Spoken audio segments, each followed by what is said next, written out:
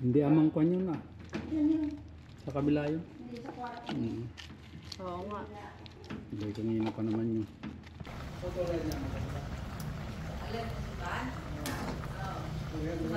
Ayan, okay na. Luto na. Bigyan na lang ng pampalasang konti.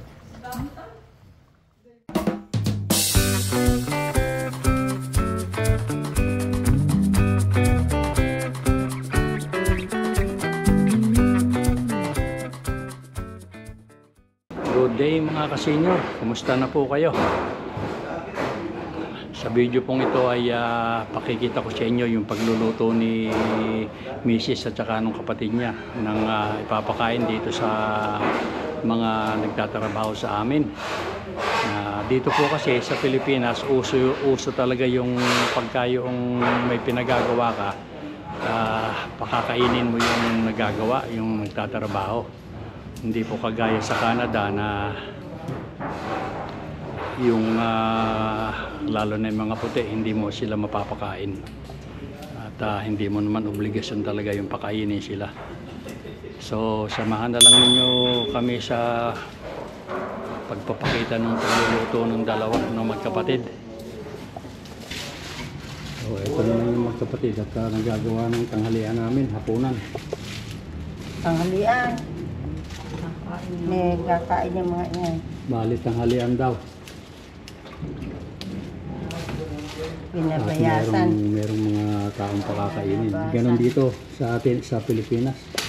Sa Canada hindi mo obligasyon na magpakain ng gumagawa sa iyo. So yung iluluto raw nila, binayabasa ang pata na may buntot pa ng baboy. Ito yung mga ingredients nila, sitaw. Peraso.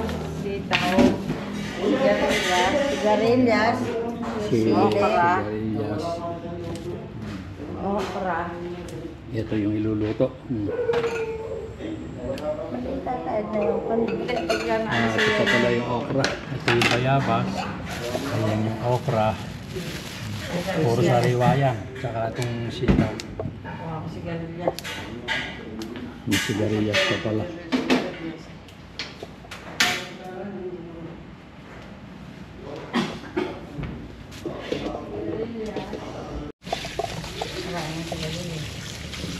Piling panigang at sitaw.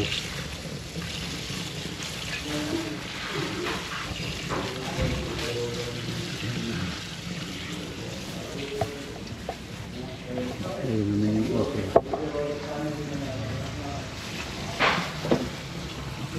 Tukunan natin yung siyempre yung mga niluluto. Siyempre.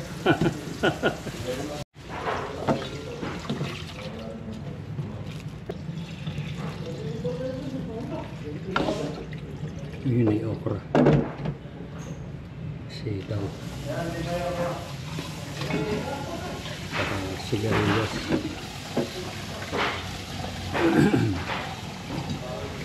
Bayabas.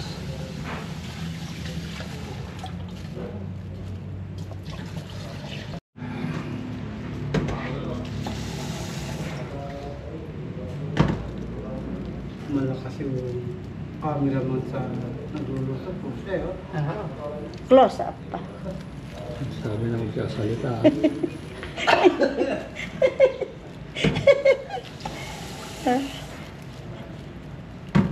Ano kung ay gatang baka kumambal.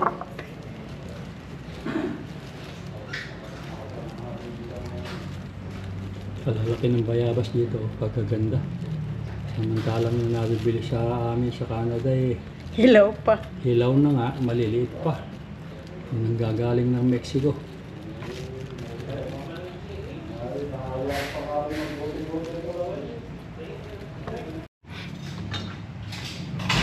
So ayan, at yung baboy ibig-ibig na kumulo, pero ito mga ka-senior ay tatapon niyo itong yan, yung yan.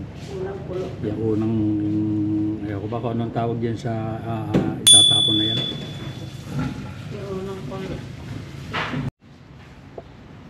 So ayan mga ka-senior, ito na yung mga ingredient na iluluto nila. Ito Ito yung bayabas. Ito yung okra. Ayan yung sitaw. At ito yung sigarilyas. Yung sili nawawala. Diyan na lang ano. Ito yung bayabas at saka yung sili. Bakit tumutulo? So yan lahat ang ingredient ng sinigang na baboy sa bayabas.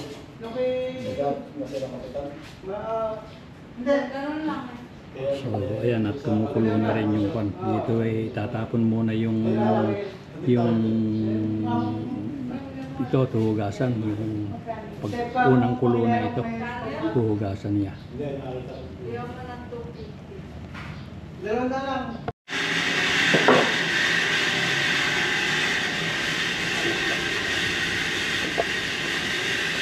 So ito na yung iluluto.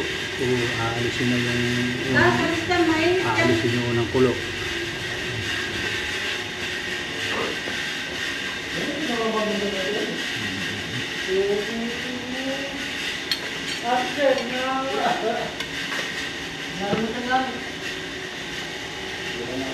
Kainit.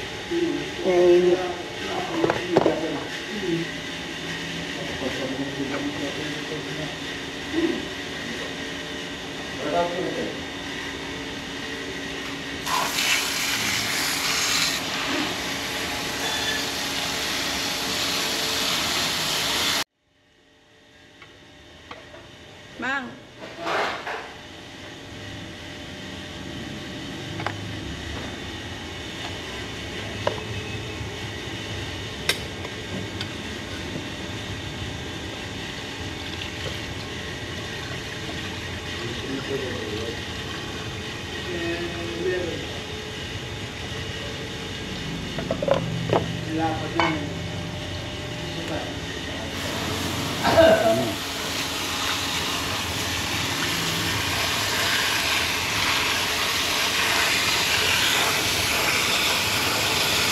Okay.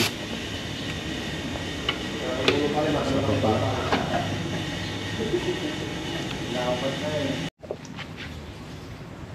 Yan, hugasan na. Isasalin na niya doon sa isang lalagyan. Mahugasan pa. Ba't noon naman hindi ganyan? Yung panahon nila inang. Isang kulo lang nun, ano?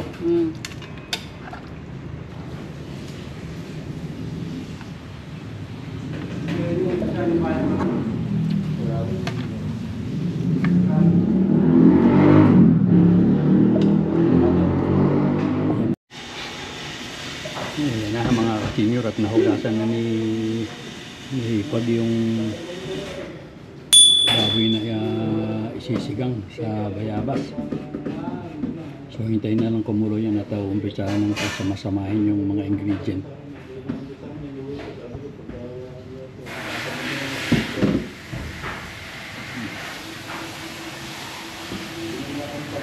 So ito na, malapit na, malambot na raw. Yung inilagyan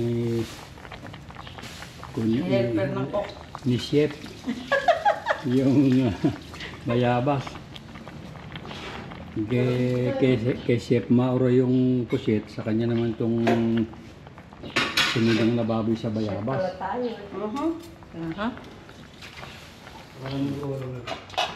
Hindi ka na dyan. Babayala na akong utang sa kahit ano.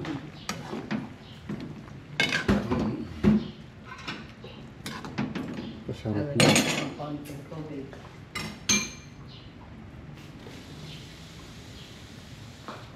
Pala naka-sombrero ako ng puta.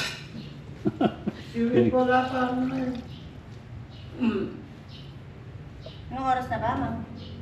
Baka mag-alas 2 na. Dalawa na pasado siguro. Tatawag ako kay Ivan. Patatawagan ko si Nita. Alam number niya. Tamo, mainam ako ang pupunta. Kung kinasil akong ganyan. Ay, lalagay ka pa ba ng Lalagay akong konti, yung tagtag na tak-tak lang. Isa ka klase naman, nagkatay na niya. Ha? Hindi mo kaklase kasi yung... Ayan. Si Becca ba Edna? Talagang maliit yun naman eh. Lalagay ka na ba? Ay, sitaw. Sili ilagay muna. Sili? Para lumasa. Yung sitaw muna Edna ang kauna-unahan. Pinakamatagal Ayun. maluto yan. Sunod-sunod na ilalagay yan. Sunod pa pagka na kung may babal pulo, ilagay mo na yung sigarilyas. Kahit yung kabuting ganyan luto. Oo, masarap yun. Yung kabuti.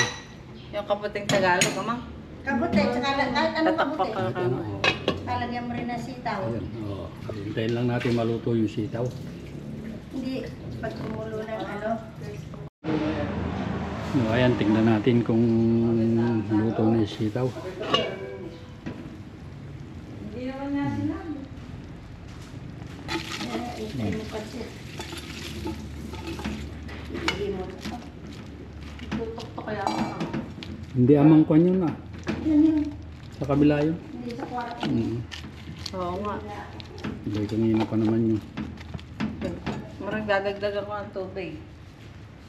Yan, pinagsabay na yung sigarilyas at saka yung okra. Para isang kwan na lang, isang kulo na lang. Alam niya ko pampatis. Titimplahan pa ng pampaalat.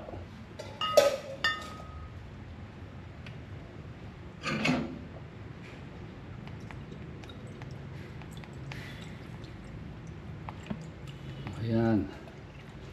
Kakaluto na ng pampakain sa banda.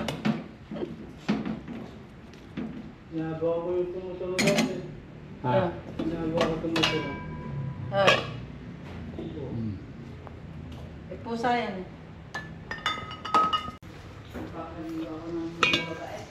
O ayan, luto na mga kasinyo.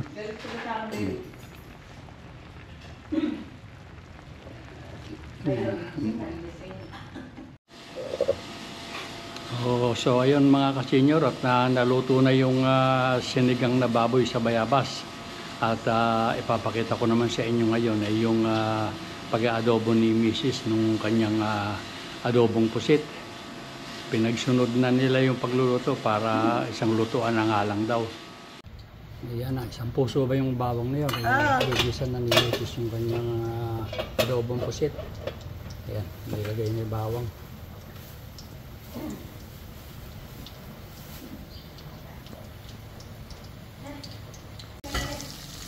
Ayan, naluto na yung bawang, yun naman sibuyas at sinunod na.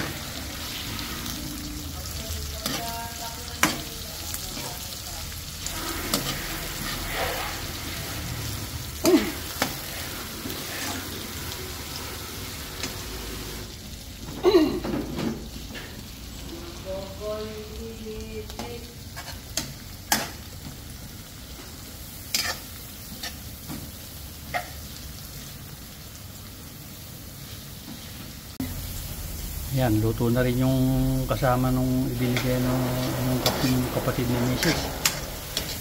Ito ang magiging ulam nga namin bukas. Adobong pusit at saka hinalabos na shrimp.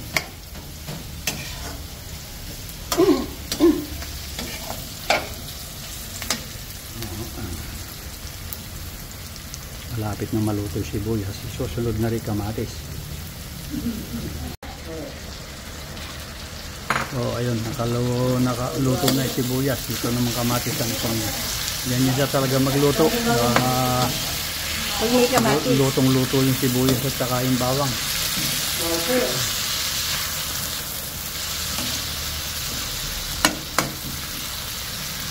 Yan naman pagkagisa ilalagay na yata yung pusit eh.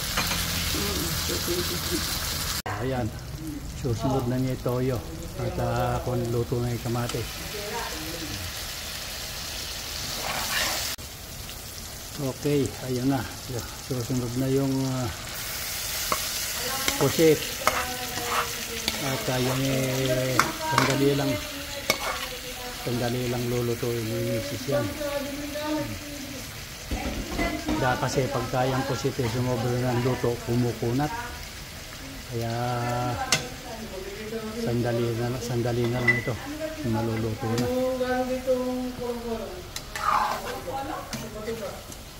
Tumba-tumba. Okay na yun. Kasi sa kanila, tumutumba na ba? Pinalagyan ko yung food ay parang tumumba. Lalagyan pa niya ng suka yan, mga kasenyor.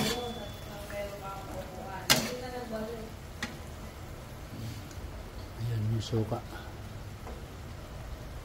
At saka niya pakukuluan ng hindi nahalo. Tignan natin kung ano ng pusit. Oh, ayan na. Oh. Malapit ng maluto. Pagka nag-abot-abot ng kulo nito, luto na.